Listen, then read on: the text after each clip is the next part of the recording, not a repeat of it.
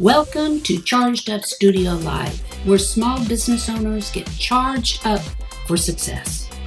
Are you a small business owner? Do you find yourself struggling through the many responsibilities that come with the title entrepreneur? Well, we're here for you. Charged Up Studio is hosted by Market Atomy LLC, your prescription for what we call OPA. What is OPA?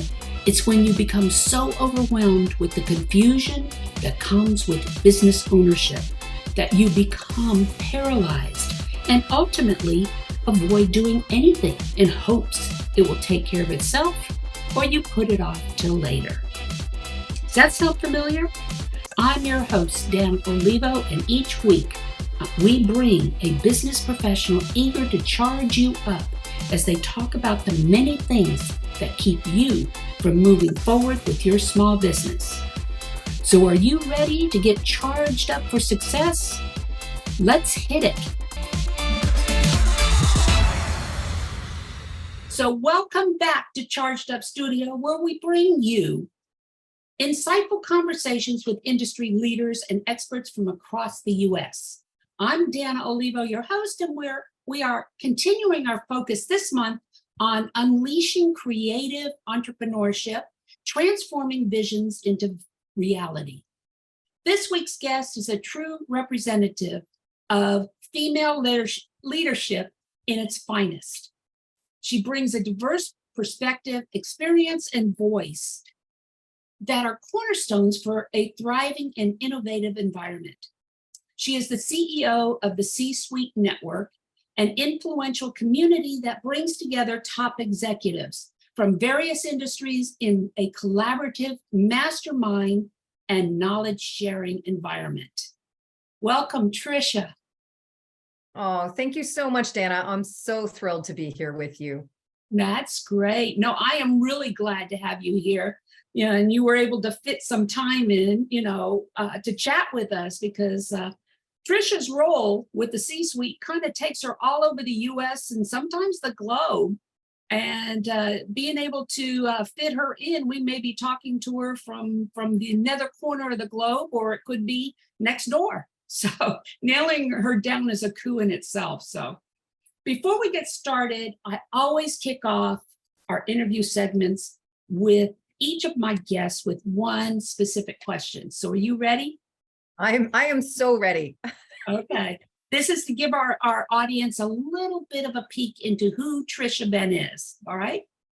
Mm-hmm. If you could go back in time and give your young self some solid advice, what advice would you give her and at what age? Oh my goodness, Danna, what a wonderful question. It also begs the question, where I have daughters, what advice I've given them that I would have wanted for myself, which is a bit of a catch-22. We have to watch it, don't we? Yes. They have to live their lives and go by their North Stars in terms of what they want to see with what they do, what they give, what they generate. So for me, I would say the biggest thing that I would say all the way along my track is, and this is something I do share with everyone I work with, is constantly be building on your intuition and your integrity and your commitment to what your mission really truly is. Yeah. And if you do that, no matter what happens, in business, you can be flying high one day, the richest, the greatest, whatever it is, and bankrupt and brutalized the next day. That's just the way life is. And those pieces of what I just shared are so important to navigate in a way that really truly keeps you solid where you are and able to refocus. Because if you get too much into your own worries and concerns, it will slow you down. Yeah. No, in a way, it's being true to yourself and your strengths and things like that, and don't let others dictate how you should be, or how you should act. And It's that's a hard lesson for somebody, even a young woman, to learn, is the fact that, you control the outcome. Others don't. You can control your responses to how you react. I'm thinking very specifically right now, Danna. I have a CEO that I'm working with that would be in his 30s, and he has a challenging situation. And you and I, with a few more years of experience, and this CEO's father, with many more years of experience, might say, this is the answer, do this. And he's troubled by it. He hasn't been through the experience of what he's having to go through in managing a particular person on his team. And so my advice to him was very much, you need to do what is right, that you sit in your integrity, and maybe be a little creative in this approach. So rather than just letting an employee go, you might want to create opportunities where this employee has a lot more networking opportunities to find their own path that's more productive, etc. Or at least know that you've tried before cutting that tie. And it's not because I believe he shouldn't cut the tie. I actually do. But he has to sit in integrity to build his own leadership, strength, style, and an understanding of where he can create value for the people he serves. And that includes, obviously, our team, our clients, our whole larger communities of our family and neighbors and, city and fellow humans, That's true. If we can't remain true to ourselves and true to our beliefs, it's not going to carry through in the brand. It's not going to be carried through in the way you interact with your clients or anything like this. I say clients, it could be anybody. So, all right. So much of what's true in business is also true in life, isn't it, Danna? It is. If there's something going on in your personal life, it's going to be reflected in your business life. And if you can't create that balance, I'm holding a 3-day strategic planning and mental health retreat here in Orlando, November. Incredible. And basically, I've learned a long time ago, that strategic planning takes a lot out of you. And you need to have that balance to clear your head so you can plan better. It's so true. That's something I think is truly ignored in many ways. And I'm so proud in the C-suite network community, we have leaders like you, Danna, that are bringing those pieces to the table. So you're not looking at your leadership in business in complete isolation as if everything else doesn't exist. It is part of it. And it's how we keep that athleticism, essentially, in terms of our physical, mental, and emotional health, to be able to deliver on the mission of our business and invite others to join that mission. If you're not standing up and owning it and sharing it with others, you're losing, you're failing. There's just no way around that. No, definitely. So speaking of, your mission and the business and yourself personally, let's get back to the cultural aspect that you're going to build within your business. So can you share some insight on the importance of cultivating creativity in small business and how it contributes to their success? Creativity to me is absolutely based on an appreciation of diversity in your team.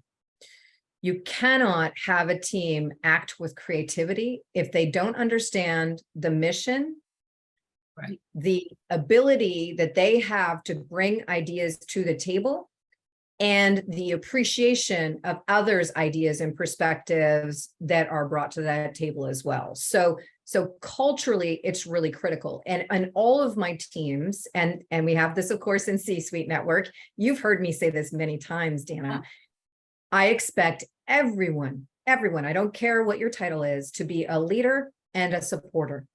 Right. And so if you're the intern, you should be leading in your team.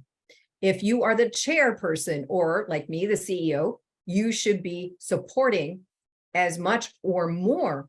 Right. And I would argue far more, you should be supporting than leading. Yeah. And that's absolutely critical to create that environment where there's an appreciation of different ideas coming to the table and a mission alignment where it doesn't matter whose idea it was. We're building on those successful thoughts that then become ideas, and then you have to have implementation. So there's a whole approach that's just so critical. And I can go on about that more if you want me to, Danna. I'm a little bit passionate about this topic. Yeah, no, I can tell. And that's why I wanted you talking about this, because I hear it when we talk through C-suite, and stuff like that.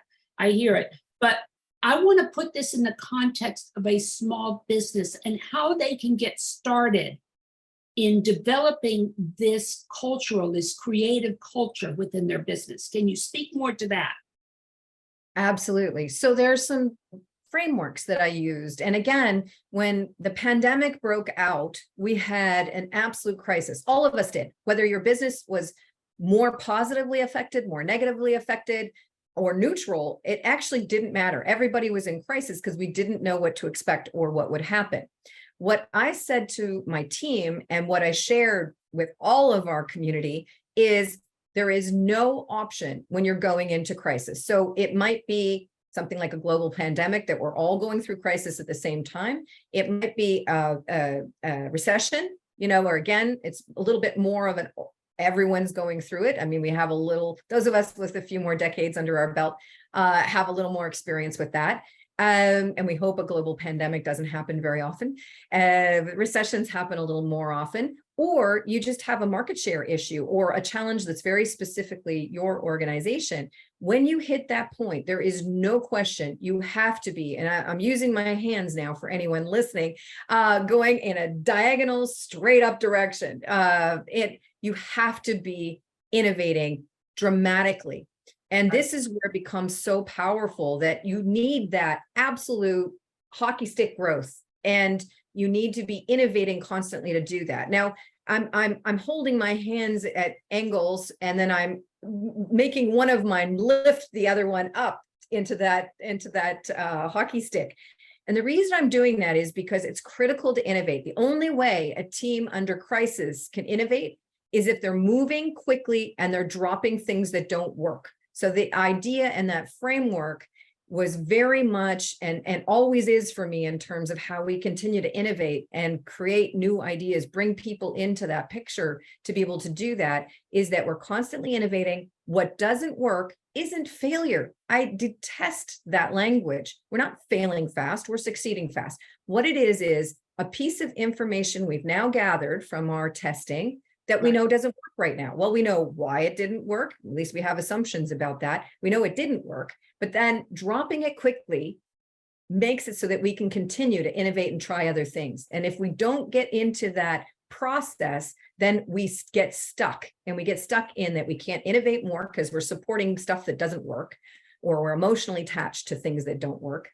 And then we also don't have the resources then to try other things and so on. So it's really important to tap into that and create that environment where everyone understands we're aligned on a mission. It doesn't matter who came up with the original idea or anything along those lines. It just matters the team's aligned. We're going to get somewhere. And in the meantime, anything that works, we're going to keep, and we're going to operationalize.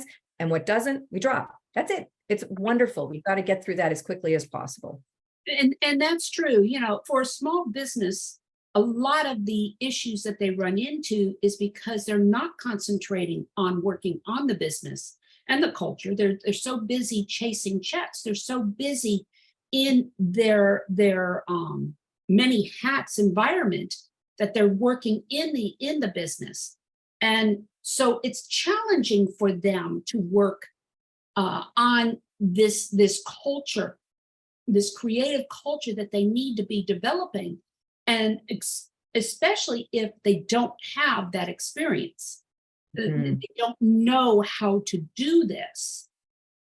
There are leaders, and then there are leaders. Let's just put it that way. There's different kinds of leaderships.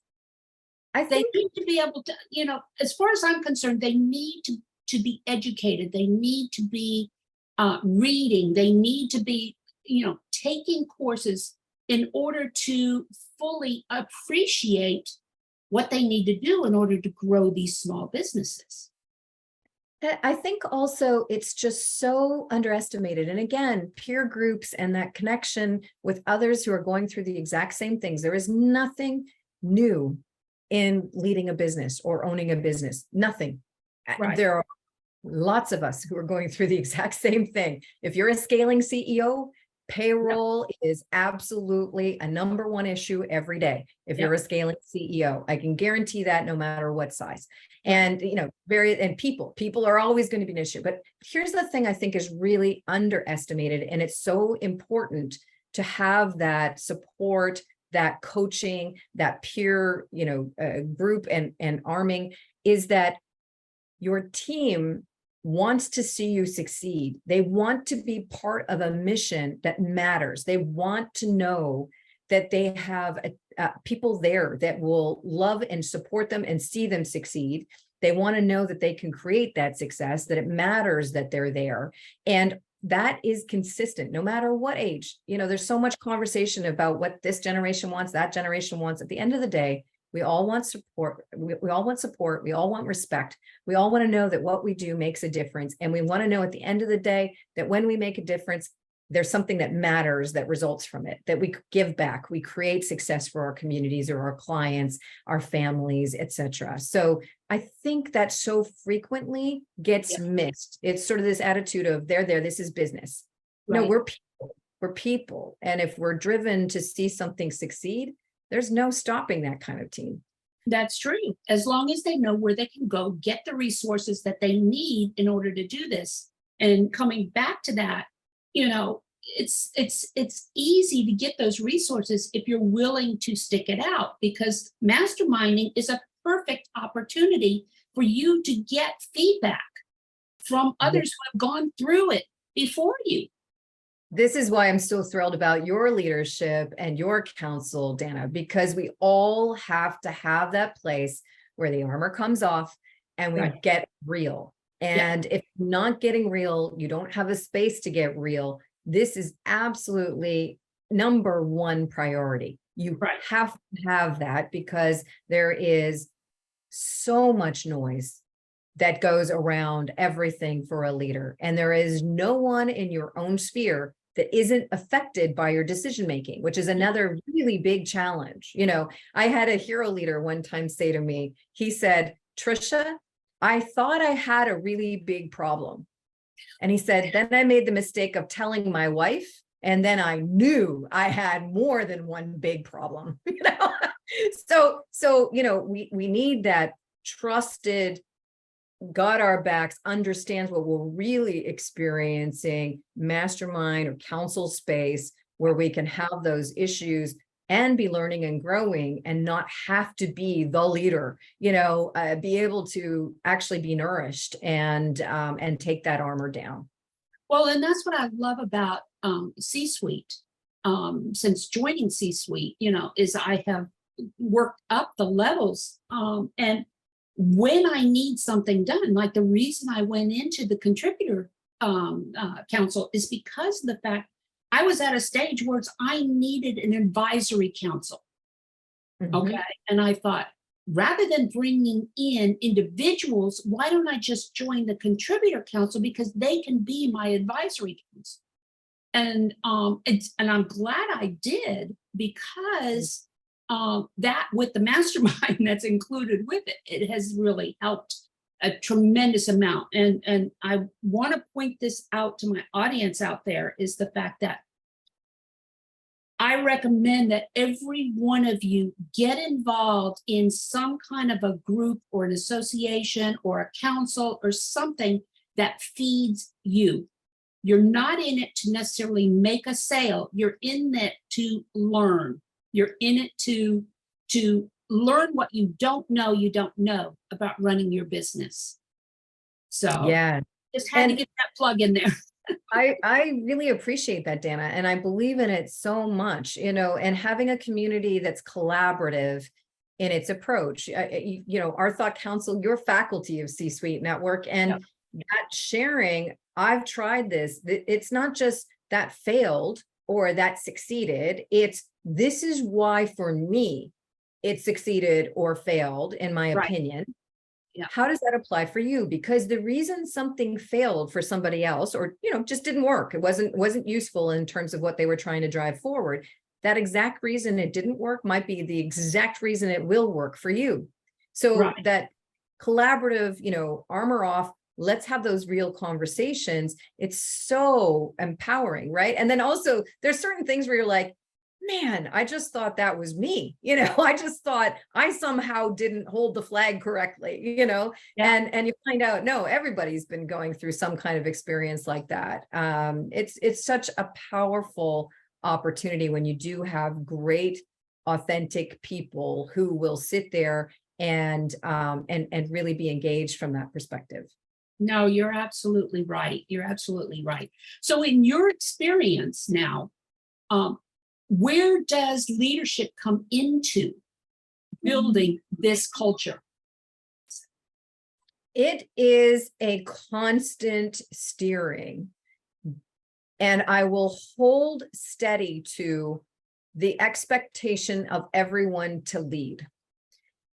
This is, to me, the absolute magic sauce. If you're a leader who expects that you can somehow micromanage what every person on your team is doing, how they do it, when they do it, with whom they do it, you will never scale your business. And it's quite likely there will be all kinds of resentments and workarounds that make it so that whatever you're actually wanting them to do, they're not doing. Or they only do it when you absolutely have a breakdown or some kind of, unacceptable kinds of situations for seeing the business succeed or the team scale and grow, so I think that is, I can't emphasize how important that is. You want everyone stepping up and leading. And here's the catch. As the ultimate owner, the person who has ultimate responsibility for the success of your unit, your business, your division, whatever, depending on what size of business you have, if you're sitting in that CEO role or that owner role, you have to support your team. So if you've aligned them on the mission, they know the mission and what needs to be done, you've given them tools and support to develop their skill sets, get experience with taking on that leadership, you have to reward that. So there have been times as I've built different businesses over time where, I went on vacation and I said, team, know, love, trust you. You know the mission we're on, and thank you, right? When I get back, we'll figure out where we are. Always, you have your emergency line if something really is a big problem. But otherwise, thank you. I go on my vacation. I come back like any other business owner or leader. You find out there were a couple of things that were done that wouldn't have been your choice. Too bad. So what? Did anyone die? That's number one question. No one died. Okay. So you support. Great decision. I understand why you did that. Now let's see, what should we do next? Or they know it was a bad decision, right? They already have proof that they made the wrong call. Yeah. Okay. I understand the best decision was made in that moment. Now, what are we going to do in terms of aligning on where we want to go? What should we do now? And open that dialogue up. So support, open the dialogue up. They will help solve the problem, knowing they have your confidence that they made the best decision they could in that moment. Right. No, you're absolutely right. And that brings me to my next question, because we're talking about creative culture. And since COVID, how would you explain the changes, the pivots that have taken place when it comes to culture within an organization, with the separation as far as the office and the home and everything else? How do you maintain or improve that culture? It's such an interesting Rubik's Cube. That's the analogy I like to use for business pretty much all the way around, and maybe life too. You get one side right, and then in order to get the second side right, you have to destroy what you did on the first side to get the second side right. So it's a constant dialogue. And I detest the advice of, oh, you've done all of that wrong, and now this is the thing to do. Because if you've lived long enough, you know that pendulum swings back and forth. Right. So here's the best advice I can possibly give with this. I believe COVID created a scenario where the last pieces of the Band-Aid were ripped off on the digital world we live in. Mm-hmm. There was a lot of ignoring the fact that we really truly live a digital life. Yeah. Now, that's not to say we were not in person as well. Obviously we are, but so many business models ignored the whole digital sphere and certainly efficiencies in their business model because of what we can do in our digital lives. So the Band-Aid was ripped off. I truly believe that for those of us who said, look, there are a lot of things that are going to happen. I respect you as a human being. And small business, oh my goodness, you have tremendous opportunity for this because you really can know, love, trust your people. Right.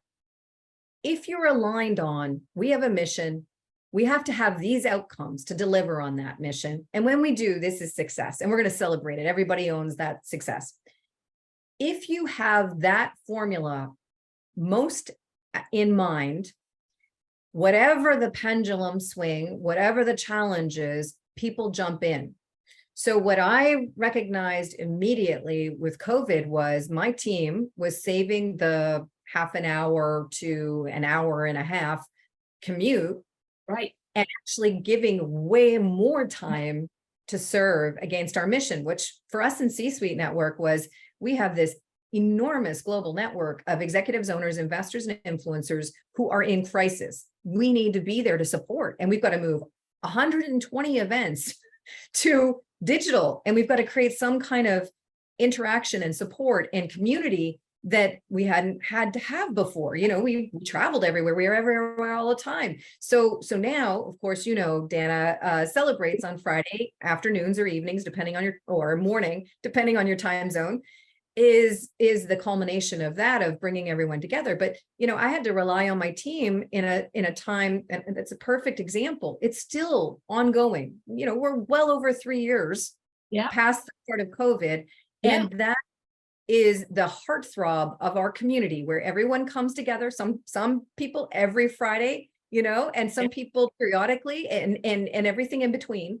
And that has meant so much. But I'll tell you what, it was a hard sell when we were going through the pandemic, everybody in crisis, everyone working extra hours. And now I say, oh, brilliant idea I've got. We're going to now go into Friday evening with another whole new event. And, and I need support, you know, I need production, I need registrations, I need invitations, I need all the marketing and support to make it happen.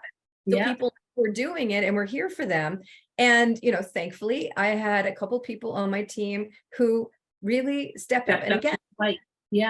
So to me, if you're a leader like me, or if you can get your team in that direction, and not every team is there now, right? That's another thing, is you don't necessarily always get to build your culture from the start up, and it can change dramatically if you get something toxic going on in your team. There are a lot of different scenarios, obviously. But everything. If you're relying on the mission, the outcomes, and genuinely caring about your people, seeing them succeed, and also that success delivering on the mission, then things like where they're located become so much less important. Right. And then when it does become a challenge, they're going to be the first ones there to help you figure out what solutions are going to be that are viable. I've heard some really interesting ones. You know, there are some companies that are now renting homes or townhomes and officing their people there with common workplace areas, so that the ones that have moved out of state are able to come in and work in the office, you know, for those days of the week.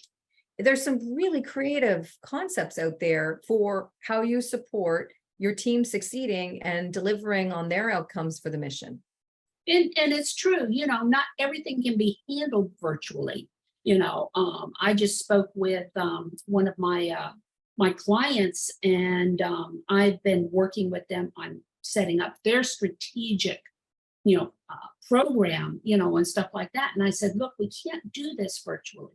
We've got to sit down for a full day, every one of us together, like you said, building a culture to where we're all sharing our ideas, because now everyone's got their different ideas and they're not agreeing.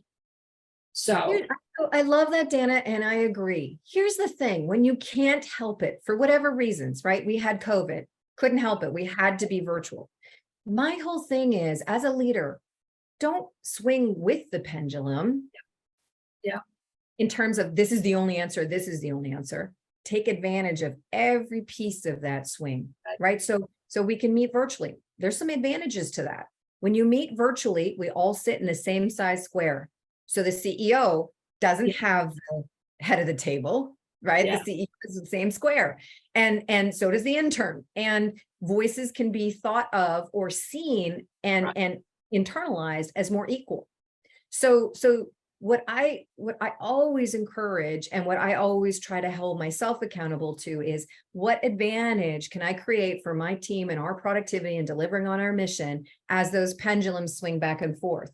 Right. You know, another one, Danna, I was like, everybody has a private office. Everybody must be in an open space. Like these are pendulum swings. Are there valuable pieces to both? Absolutely. So take advantage as it goes this way, take advantage as it goes that way, and stop being absolute about it. It's not one or the other, but if you can take advantage of those swings, your team grows and scales with them. Well, I fully agree with you. The reason I wanted them to get together in one place, first, is because of confidentiality. And secondly, because there's too much, there was getting to be too much, how can I say, defensive talk. Yep. As to why things are happening. So I figure, okay, if we sit down in an environment, in a relaxed environment and everything, that's gonna eliminate some of that defensiveness. Yeah. And you have all the pheromones going on. Yes. But again, even in that circumstance, if you can create in person that feel, that connection for people, then when you get back to virtual, or they're going back into their individual meetings or team meetings or whatever they're doing, they're going to carry a little of that chemistry with them into the virtual. But Hopefully. then how do you get back? Yeah. How do you get back to the in-person to make sure it's, again, continuing to scale in terms of that understanding and respect for each other. Right. That's another whole thing. And Danna, when you talk about culture, you cannot miss speaking to values, principles that people know to operate by. And for us in C-Suite Network, we have relevancy, reach, reciprocity, and respect. So if we're in line on those, we know we're on track, and it lays the land for how we operate together. And I think that's really critical for every leader and every team to really understand what are those principles that they're aligned around and that they can act within. Right. No, and respect is a big one with me. Respect for the position that small business owners are in, and understanding what their struggles are, and then communicating with them with that understanding, and helping them understand where we can help, that type of deal. Because too many times they get involved with somebody who might be speaking over their head, in these elusive words that they don't even understand, and then they lose interest. So it's important that you speak in a language that they understand. But we've been talking a little bit about this, but maybe you can explain a little bit more about how small businesses can balance the need for structure and organization with the freedom necessary to encourage creative thinking. So this one, I can't help but smile when I think to this, because you absolutely have to have structure. I don't care how small your business is, you have to have structures and processes.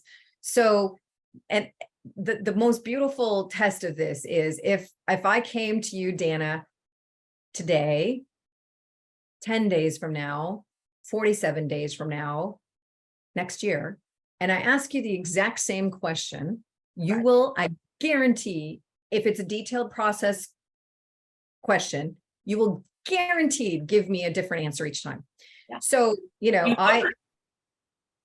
absolutely. And the fact of the matter is, even if it was a few hours apart, for most of us leading businesses, our brain, we have to take something in, process it, and get rid of it, because you can't carry everything around at the same time. It's impossible. You otherwise you can't move forward. So you have to bring things in, you have to process it, you have to decide what you're going to do, and you have to get rid of it so that you can keep moving forward.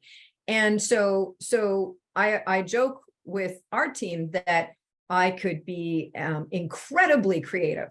So if I've answered a question once, please don't make me answer the same question twice. You capture that. one of those flashes that comes and goes. Yes, you capture that. Now hold me to it. I will appreciate that. I need the structure that now we've decided, we've gone back and forth. We've decided, okay, this is the process. Now I want to rely on that. Now, again, though, I will reserve the right to say, wait a second, I think we need something added to that process. But if we're not encapsulating what that process is, so that we have a structure for moving forward, then that's the definition of insanity, right? You're just recreating the exact same thing over and over again. One time you miss this, one time you miss that, and you're not actually growing and learning from what you're doing, which is another absolutely critical piece of having a structure. Is it's what allows you to understand and interpret the data you're getting.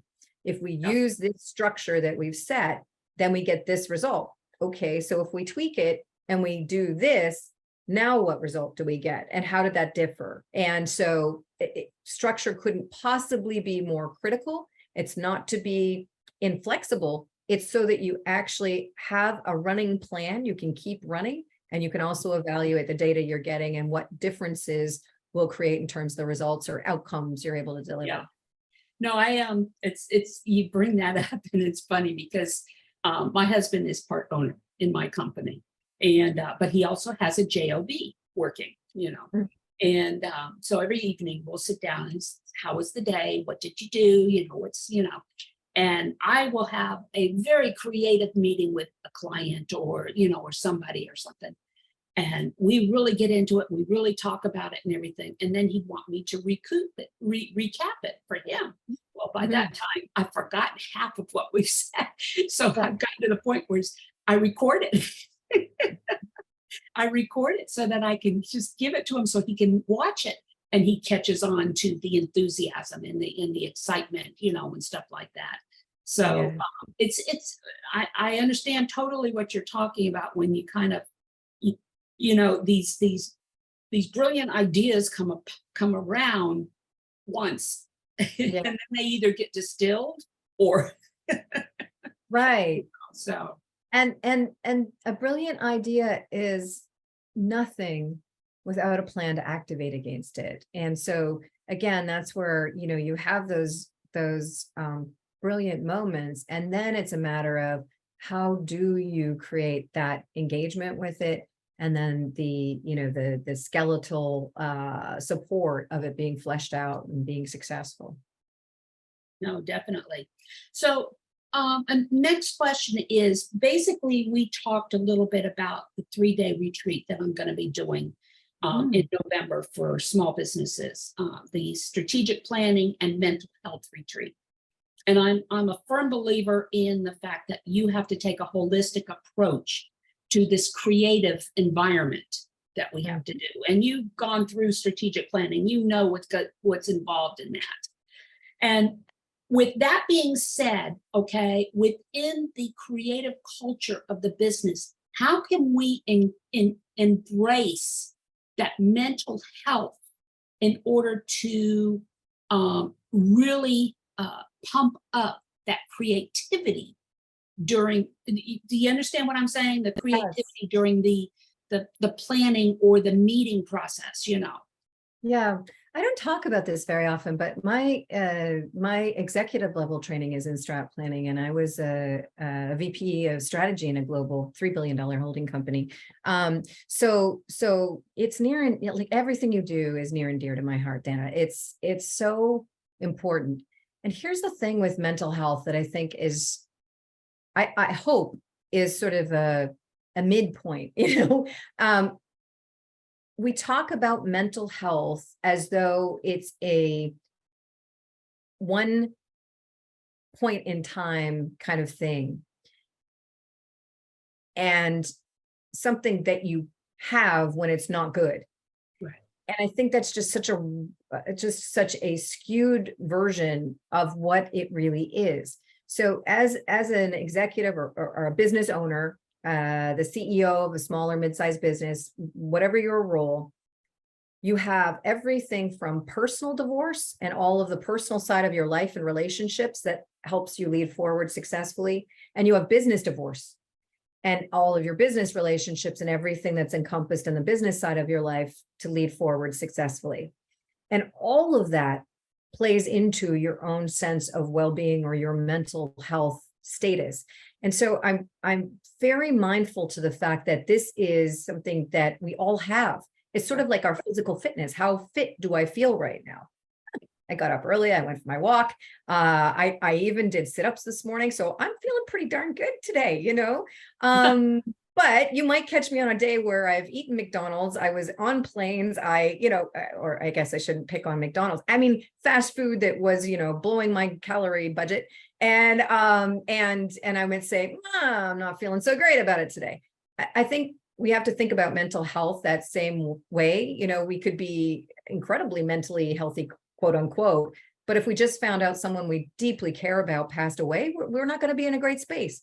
So creating that space, understanding what you need to fuel your own sense of strength and enjoyment and play and sense of delivering something of value, doing something meaningful connections, all of that is so critical. And the more we can do to really embrace that for ourselves as leaders and obviously our teams, again, the more people come to the table, not defensively, not trying to prove they're the smartest in the room, but really truly engage in a creative process that gets you somewhere you haven't been before. That's where it gets really exciting. So I love that you're taking that approach, Danna. We have to be cognizant of it. And I think also we have to think to how we create that environment where, you walk into it and you let go of all of the noise. And I'm a big fan of that concept of noise. There's a new book out called Noise. Highly recommend it. It's about how we make bad judgments and become very uncreative, if that's a word, with noise. And so that I would say is almost job number one in anything we do as the leaders of our businesses is cut the noise out. You need to listen, process, and let it go. Yeah, no. And as leaders, I can see where us contributing a means to start that mental health, even if it's just ensuring that our employees or whatever take the time to just relax and just, meditate or just do some yoga, get a massage, do whatever you need to do in order to revitalize your body and your brain, and that's what we're trying to do.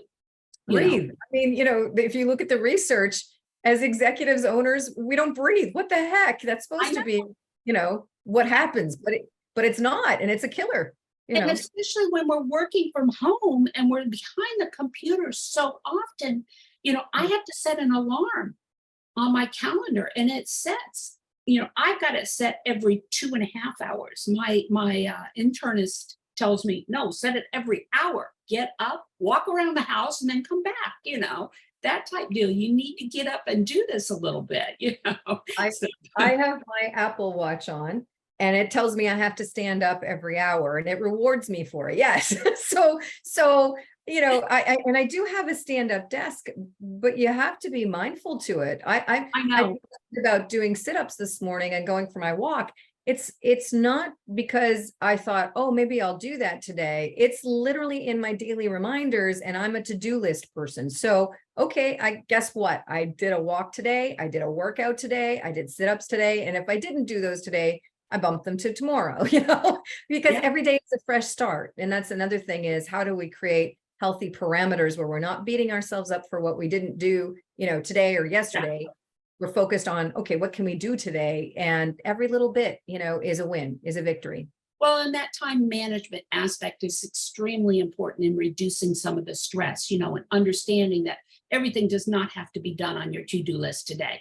It's is share that, right? Because your team is going through the same things. Yeah, the exact same things. Exactly. Yeah, no, that's exactly it. Um, Last question. What advice would you give to small business owners or leaders who want to embark on the journey of cultivating creativity and driving natural shifts within their organization? I would absolutely focus on how you're making that fun, engaging, rewarding, how you're aligning it with the mission of what your business and what you personally, your personal brand is promising to give in terms of impact, and then enjoy it. There's so many things that we end up doing where we say, oh, I have to do that. I'm so mindful now. I say, I get to do that. I get to do that. And if you think about that with everything we do in life, if you're going to drink 64 ounces of water a day, enjoy it. I told you I'm a to-do person. I get to check off every time I drink one of those glasses of water. So now it's rewarding, even though I don't really love water. It's never been my strength. So, I mean, I know my body needs it, but it's not been something I enjoy. But now, combined with the to-do list of being able to check off, I've done my 64, I've accomplished something today that's important to me.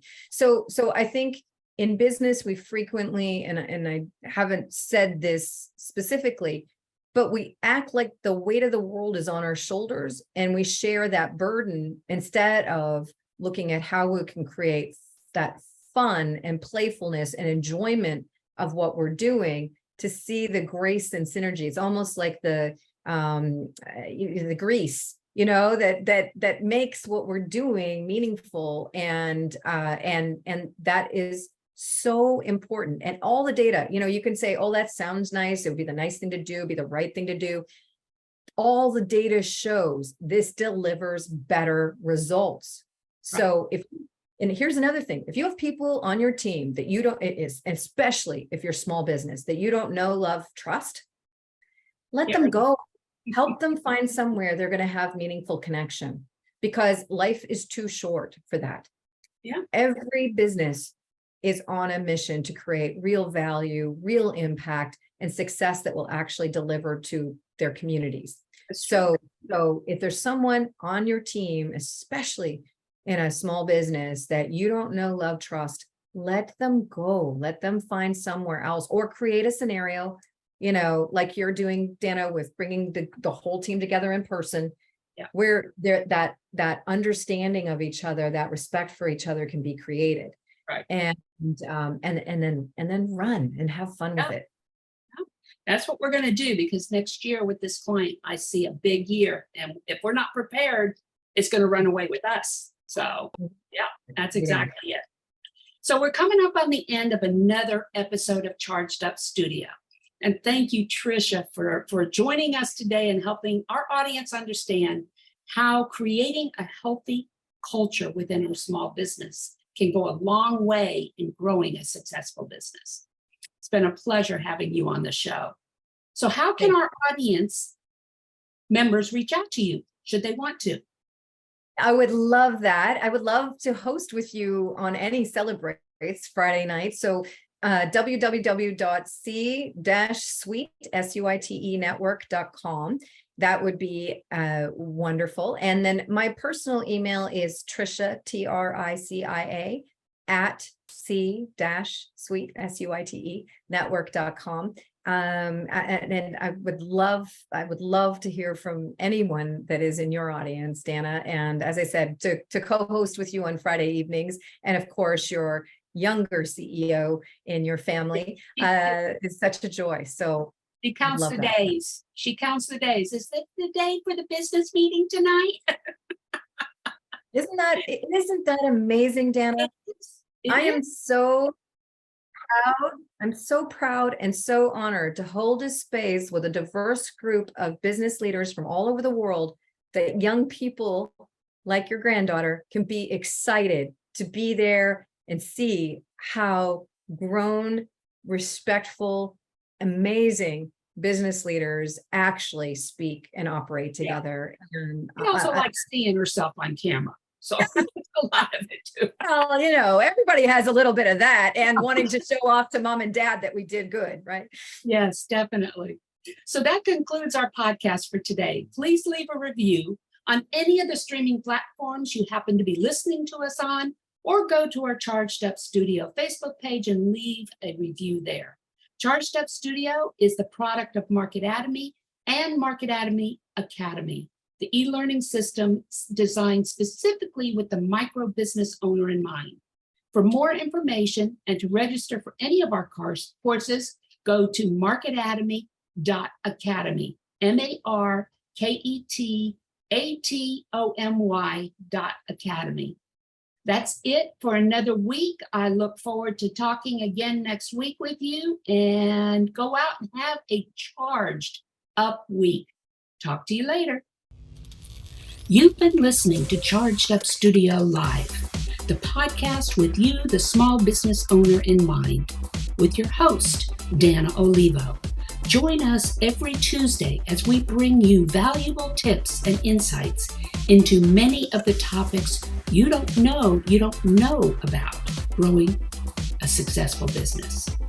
Please leave us a review on any of the streaming platforms you are listening to, or visit us on the YouTube or Facebook page and leave a review or subscribe so you don't miss another episode. You can also support us through Patreon by visiting our website, chargedupstudio.live, and click on the Patreon link. Until next week, go out and have a charged up week.